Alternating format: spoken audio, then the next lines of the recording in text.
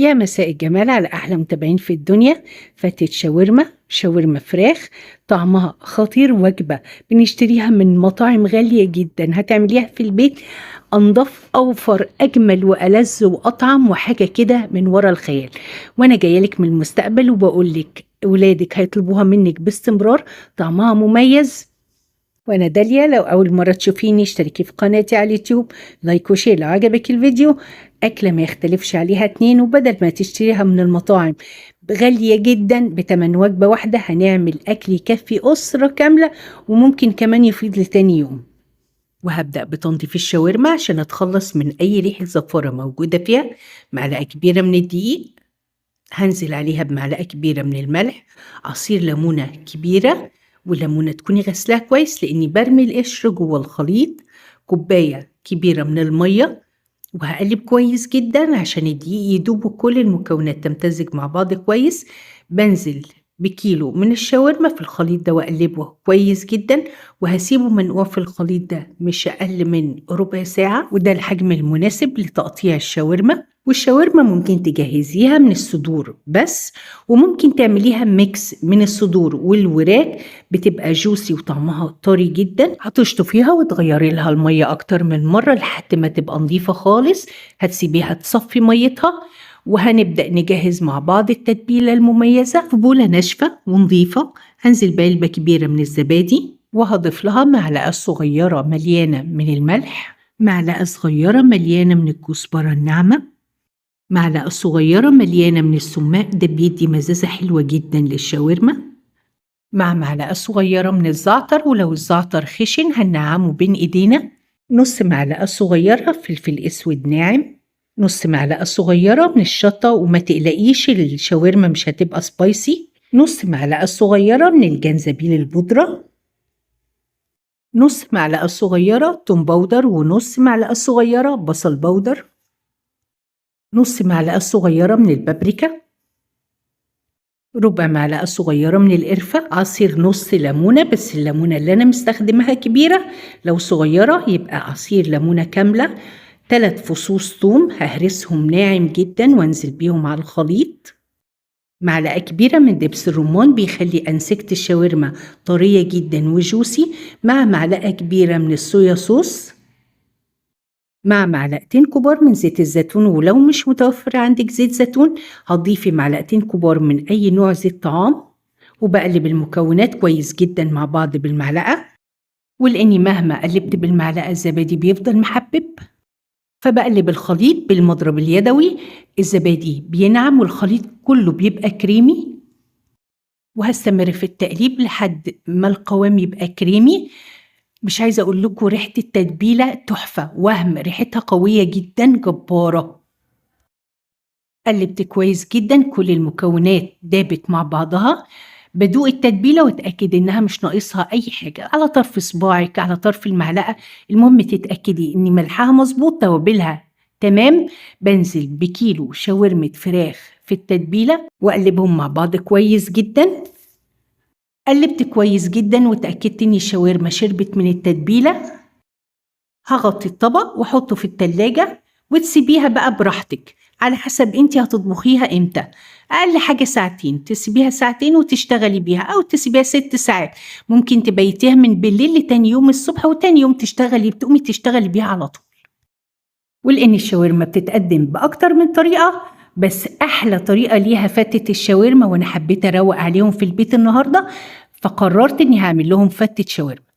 العيش المحمص جزء أساسي من فتة الشاورما، لأني ما كانش عندي عيش أبيض، طلعت عيش من الفريزر. أنا قلت أتصرف، مفيش حاجة هتوقفني، أنا قررت هروق عليهم، يعني هروق عليهم. استخدمت عيش بلدي عادي، وبالفرشة اديته مسحة بالزيت من على الوش ومن على الظهر، وهقطعه بالسكينة مكعبات وافرده في صاج فرن، وحطه في الفرن من 10 ل 12 دقيقة بالكتير، ما بياخدش وقت كتير. وصدقيني اي حاجة هتعمليها بايديكي هتطلع قمر وهتعجبهم جدا. عيش بلدي بس ما تبصلوش بعينيكي، بصيله بقلبك، والله في الاخر طلع جميل ومقرمش. وهنبدأ مع بعض نجهز الرز البسمتي الجميل اللي هنفرشه تحت الشاورما. جزراية متوسطة هبشرها، و2 كوباية رز بسمتي هحتاج 4 عود قرنفل، 4 فص حبهان، عود قرفة، و4 ورقات لورا، معلقة صغيرة مليانة ملح أبيض ناعم، حبيتين من الليمون المجفف بتلاقيه عند العطار اسمه لومي أو ليمون مجفف، نص معلقة صغيرة من الكركم، وأنا للأسف ما كانش عندي كركم بس لقيت توابل برياني قلت حاجة زي الفل مفيش أحلى من كده، مادام مناسبة للوصفة أحطها. نص معلقة صغيرة بابريكا، وفي حلة متوسطة على نار عالية بنزل بمعلقة كبيرة من الزبدة أو السمنة مع معلقة كبيرة من الزيت، استنى لما المادة الدهنية تسخن، هنزل بكل التوابل اللي أنا جهزتها واديهم تحميصة لمدة دقيقة في المادة الدهنية لحد ما التوابل ريحتها تبان وتملى المطبخ. هنزل بعد كده بالجزراية المبشورة وبرضو هديها تقلبتين 3 في المادة الدهنية لحد ما تدبل حاجة بسيطة. وكل كوباية رز بسمتي معيارها 1.25 كوباية مية، وبنفس الكوباية اللي بعاير بيها الرز البسمتي نزلت ب2.5 كوباية من المية. هغطي الحلة واستنى لحد ما المية تغلي، وأول ما المية تغلي هنزل ب2 كوباية من الرز البسمتي مغسول ومتصفي كويس. هغطي الحلة واسيبها على نار عالية لحد ما تشرب ميتها. الرز اتشرب، هنقله على عين صغيرة وههديله النار خالص، هخلي النار زي الشمع بالظبط. وعلى العين العالية هحط طاسة غير لاصقة أو جريل، معلقة زيت واحدة بس، وهقلب الزيت في الطاسة وانزل بالشاورما بعد ما سبتها في التتبيلة ساعتين، ولو بيتيها هيكون أفضل بكتير. ما بضيفش للشاورما أي سوائل، بسيبها تستوي منها فيها.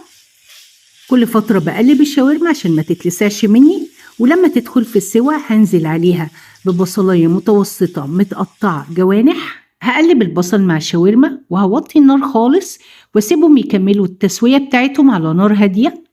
التومية بتليق قوي مع فتة الشاورما، هعمل تومية اقتصادية، كوباية مية هنزل عليها بمعلقتين كبار من النشا، بس معلقة ممسوحة.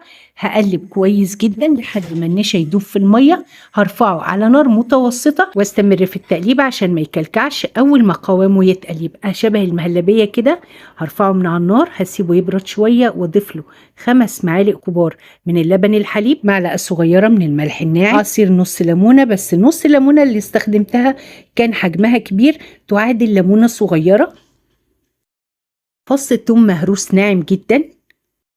هنزل بكل المكونات دي في الخلاط واضيف لهم نص كوباية زيت طعام، بس هضيف الزيت في صورة سرسوب رفيع، شريط رفيع جدا، وانا بضرب المكونات في الخلاط. وبكده تكون التومية جهزت، سهلة جدا وبسيطة اقتصادية، كل مكوناتها موجودة في البيت.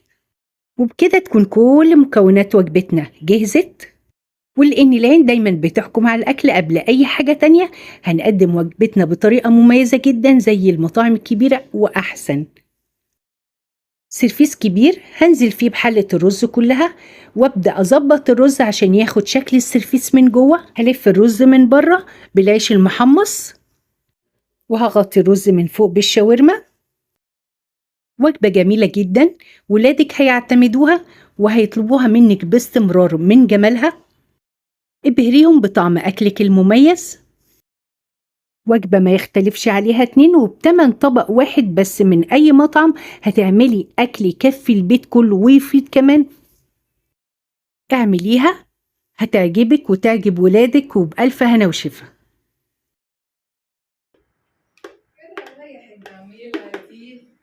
شكرا. ميرسي يا حبيبي. بصي انا التوميه عملتها بسرعه، التوميه عملتها بسرعه فمش عارفه بصراحه مظبوطه ولا لا. كده تطلع مظبوطه. لا هي طعمها لطيف، بصي كده.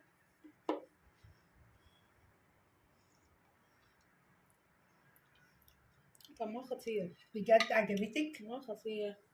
شكرا. لا لا لا، أكلة خطيرة. معلش هو اتعمل بقى بسريع لذيذ. عجبك بجد؟ والله جميلة جدا. طب ممكن الطبق؟ انت خدتي الطبق ورحتي فين؟ شكرا. لا طعمها لطيف والله. بصي هي المفروض يتحمص جنبها عيش ابيض، بس اللي هو العيش الشامي الابيض ده. بس احنا ما فيش حوالينا حد بتاع عيش شامي. ده حلو ده حلو. انت بتاكلي؟ من جوه. فبصي انا حمصت بقى عيش بلدي. اوكي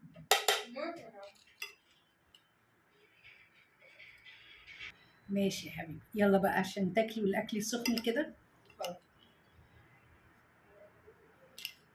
بصي طبق التوميه اهو. يلا بينا. يلا بينا.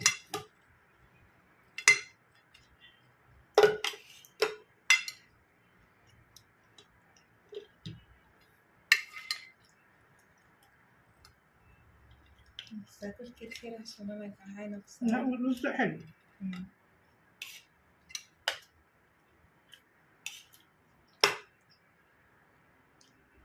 ورق لورا معلش.